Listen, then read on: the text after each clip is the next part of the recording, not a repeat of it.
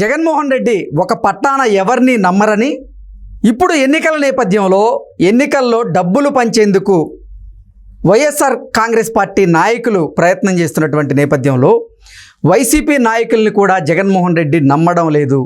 అందుకే టెక్నాలజీని ఉపయోగించి ఈ బార్కోడ్ సిస్టమ్ ద్వారా ఓటర్లకి డబ్బులను పంపిణీ చేస్తున్నారు అంటూ ఒక వార్త ఇప్పుడు సోషల్ మీడియాలో చక్కర్లు కొడుతున్నటువంటి నేపథ్యంలో ఈ అంశం మీద మనతో మాట్లాడేందుకు ప్రముఖ సీనియర్ జర్నలిస్ట్ సిఎస్ రావు గారు మనతో ఉన్నారు. సార్తో మాట్లాడదాం.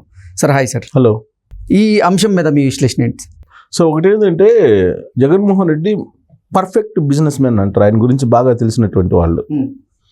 ఆయన్ని మించినటువంటి బిజినెస్ మ్యాన్ ఎవరు ఉండరు. రూపాయి పెట్టుబడి లేకుండా కోట్ల రూపాయలని సంపాదించడం ఎలా అనే దాని మీద మీరు ఆయన చూసి నేర్చుకోవచ్చు అనేది ఆయన గురించి బాగా తెలిసినటువంటి వాళ్ళు చెప్పేటువంటి మాట.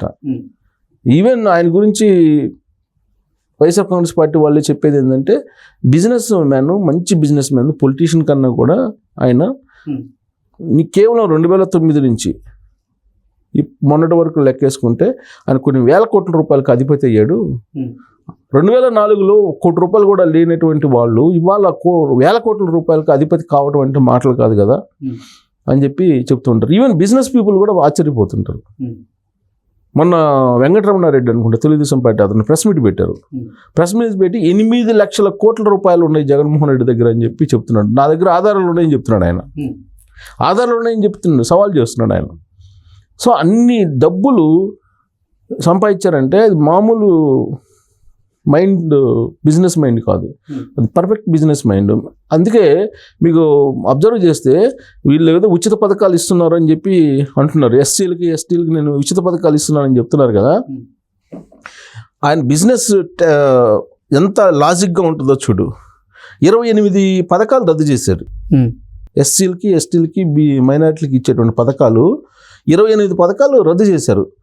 గత ప్రభుత్వాలు రాజశేఖర రెడ్డి ఉన్నా, అంతకుముందు చంద్రబాబు నాయుడు ఉన్నా, వాళ్ళు కంటిన్యూ అయినటువంటి ఎస్సీ, ఎస్టీ, మైనారిటీ పథకాలు ఏదైతే ఉన్నాయో కార్పొరేషన్ల ద్వారా వచ్చేటువంటి పథకాలు అవన్నీ రద్దు చేసేస్తారు. ఫీజు రీయింబర్స్మెంట్ లేదు.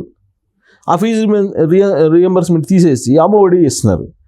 నీకు ఫీజు రీయింబర్స్మెంట్కి ఒక 10,000 కోట్లు అయితే అమ్మఒడికి అయ్యేది 6,000, 5,000 కోట్లే అంటే మిగులుతుంది కదా. అలాగే ఇప్పుడు కార్పొరేషన్లు, SC corporation, ST corporation, BC minority కార్పొరేషన్లు ఉన్నాయి కదా. ఈ మొత్తం కార్పొరేషన్లకి ఏడాదికి ఒక్కొక్క కార్పొరేషన్కి ఎట్లేదన్నా కానీ 5,000 కోట్లు, 6,000 కోట్లు ఇస్తుంటారు. అవి మొత్తం తీసి పడేసి ఈయన ఈ ఉచిత పథకాలు, నేను డబ్బులు ఇస్తున్నాను, డైరెక్ట్ డబ్బులు ఇస్తున్నానని చెప్పేసి మొత్తం పథకాలను కట్ చేసేసారు. కట్ చేసి ఆ మొత్తం బడ్జెట్ చూపిస్తే, ఆ బడ్జెట్లో మొన్న పర్సంటేజ్ వైజ్ తీసుకుంటే చంద్రబాబు నాయుడు 14% సంక్షేమ పథకాలకి ఇస్తే ఈయన ఇస్తుంది 12%. అంటే ఒక 100 రూపాయలు చంద్రబాబు నాయుడు ఇస్తే ఇతను ఇస్తుంది 80 రూపాయలే. ఓకే. కానీ సంక్షేమ పథకాలు పేటెంట్ నాకే అని చెప్పి అంటున్నారు. అదే ఆయన బిజినెస్ టాక్టిక్స్. అలాగే ఇప్పుడు ఎన్నికల ప్రక్రియ చివరికి వచ్చేసింది. Polling important. ఈ సందర్భంగా ఏం చేస్తుంటారు సహజంగా, అక్కడ ఉన్నటువంటి ఓటర్లకి వాలంటీర్లు కానీ, లేదంటే ఆయన పెట్టినట్టు గృహసార్థులు కానీ, లేదంటే ఇతరత్ర వాళ్ళందరూ ఏం చేస్తుంటారంటే ఇళ్ళకి వెళ్ళి స్లిప్పులు పంచుతుంటారు. స్లిప్పులు పంచి నీకు పలాని నెంబరు నీది పలాని బూత్లో ఉంటుంది అని చెప్పి ఆ బూత్ నెంబర్ ఇచ్చి ఇస్తుంటారు స్లిప్పులు. అంటే అక్కడ ఉండేటువంటి ఏజెంట్లు ఆ నెంబర్ చెప్తే ఇమీడియట్గా ఆ నెంబర్ని బట్టి ఐడెంటిఫై చేసి ఓకే ఈ ఓటర్ కరెక్ట్ అని చెప్పి చెప్పడానికి, ఏజెంట్లకు ఇవ్వడానికి ఓటర్ స్లిప్లు పంచుతుంటారు. ఆ ఓటర్ స్లిప్లకి బార్కోడ్ వేసేసి బార్కోడ్ తోటి ఇస్తున్నారు. కారణం ఏంటో తెలుసా? ఈ స్లిప్ ఇచ్చేటప్పుడు ఒక 2,000 రూపాయలు చేతిలో పెడతారు. ఆ 2,000 రూపాయలు ఓటర్కి ఇచ్చాడా లేదా అక్కడ ఉండేటువంటి మండల్ లీడరు లేకపోతే గ్రామ లీడరు. జనరల్గా ఏమవుతుందంటే ఎలక్షన్ టైంలో డబ్బు, మద్యం అనేది విచ్చలవిడిగా పంచుతుంటారు. సపోజ్ నియోజకవర్గానికి సంబంధించి ఒక ఎమ్మెల్యే క్యాండిడేట్ ఉంటాడు. ఎమ్మెల్యే క్యాండిడేట్ ఎవరికి ఇస్తారు? మండల లీడర్కి ఇస్తాడు.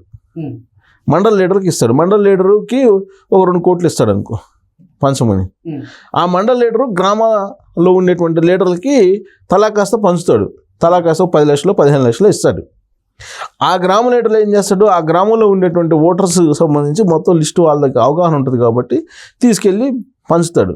ఈయనకి గ్రామ లీడర్కి ఒక 10 లక్షలు ఇచ్చారనుకో, ఆ 10 లక్షల్లో ఒక 5 లక్షలు పంచి 5 లక్షలు జేబులు వేసుకుంటుంటారు ఎక్కువ మంది.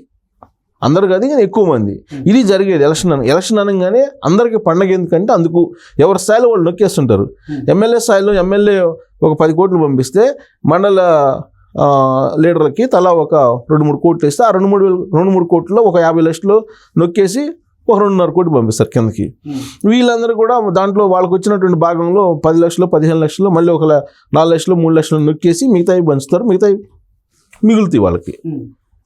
కాబట్టి ఈ ప్రాక్టీస్ అంతా తెలుసు కాబట్టి వైఎస్ఆర్ కాంగ్రెస్ పార్టీ ఏం చేసింది, ఒక మంచి ప్రాక్టీసు, నీకు బార్కోడ్ తీసుకొచ్చి నీకు స్లిప్ ఇవ్వగానే నీకు 2,000 రూపాయలు ఇస్తారు.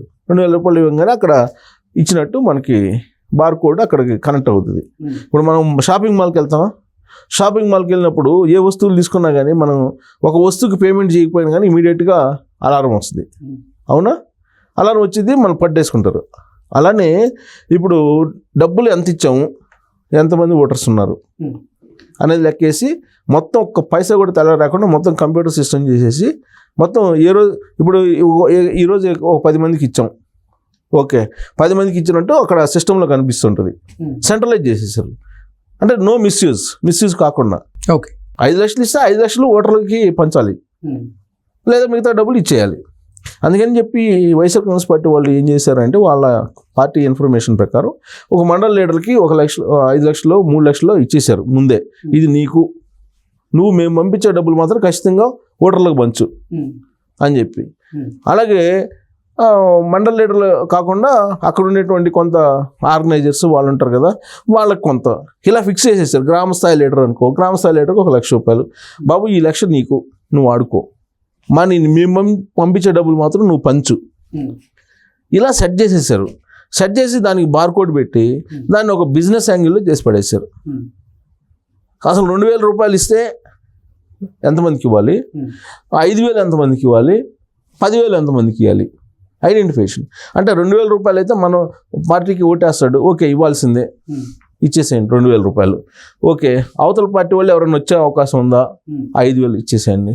అలా కాకుండా ఇంకా 10,000 రూపాయలకు వచ్చేవాళ్ళు ఎవరన్నా ఉన్నారా, వాళ్ళని ఇచ్చి, అంటే 2,000 రూపాయలు ఎంతమంది, 5,000 రూపాయలు ఎంతమంది, 10,000 రూపాయలు ఎంతమంది, ఇలా కేటగిరీలుగా చేస్తున్నారు. అంటే సపోజ్ ఏ పార్టీకి చెందినటువంటి వాళ్ళు ఉన్నారనుకో, వాళ్ళకి 10,000 రూపాయలు ఇస్తే వేస్తారేమో అడుగు. 5,000 అవతల పార్టీ వాళ్ళు తెలుగుదేశం జనసేనలో ఉన్నారు, 5,000 ఇస్తే ఇటు వస్తారో చూడు, అంటే వాళ్ళు 2,000 ఇస్తే మనం 5,000 ఇద్దాం, ఆశ పెట్టు చూడు అని చెప్పి ప్రయోగాలు. సో 2,000 ఇచ్చేవాళ్ళు ఎంతమంది, 2,000 ఎంతమందికి ఇవ్వాలి, 5,000 ఎంతమందికి ఇవ్వాలి, 10,000 ఎంతమందికి ఇవ్వాలి అనేది ముందే ఒక లిస్ట్ అవుట్ చేసి పెట్టారు. లిస్ట్ అవుట్ చేసి పెట్టి గత 10 రోజుల నుంచి ఫోన్ చేస్తూనే ఉన్నారు ఓటర్స్కి, IVRS కాల్స్ చేసేసి మీ ఓటు ఇక్కడ ఉంది, మీ నెంబర్ ఇంత, మీరు రావచ్చు, తర్వాత మీకు బస్సులు పెట్టాము, పలాని బస్సుల్లో మీరు ఎక్కచ్చు, తర్వాత అక్కడే బస్సులో డబ్బులు ఇస్తారు, ఇవన్నీ చెప్తున్నారు. ఎంత బరి తెగించి ఎన్నికలు చేస్తున్నప్పుడు అక్కడ కనుక వన్ సైడ్ ఓటింగ్ జరగకపోతే, వన్ సైడ్ ఏపీ ప్రజలు కనుక ఓటింగ్ చేయకపోతే ఎన్నికల ప్రక్రియలో మాత్రం పై చేయి జగన్మోహన్ రెడ్డి నిలుస్తాడు అనేది మనం విశ్లేషణ చేసుకోవచ్చు. ఎన్నికల ప్రక్రియలో అంత పగడ్బందీగా చేస్తున్నారు. ఈవెన్ నాకే దాదాపుగా 10 రోజుల నుంచి రోజు కాల్స్ వస్తుంది. మీ ఫోన్ లింక్ నెంబరు, మీరు 11వ తారీఖు వచ్చి మాకు చేయండి, మా ప్రతినిధులు అక్కడ ఉంటారు, మా ప్రతినిధులు బస్సుల్లో ఉంటారు, మీకు అన్ని రకాలుగా మీకు ఏం కావాలన్నా కానీ మీకు ఏర్పాట్లు చేస్తారు అని చెప్తున్నారు. ఇది ఎన్నికలు. జగన్మోహన్ రెడ్డి ఏ స్థాయికి వెళ్ళిపోయారు, జగన్మోహన్ రెడ్డి పార్టీ అనేది మనకు అర్థమవుతుంది. సో అందుకే బహుశా జగన్మోహన్ రెడ్డి ప్రచారానికి కూడా బ్రేక్ ఇచ్చుకొని ఇవన్నీ చేస్తున్నారు చివరి రోజుల్లో అని చెప్పి మనం భావించడానికి అవకాశం ఉంది. Okay sir, thank you sir. Thank you.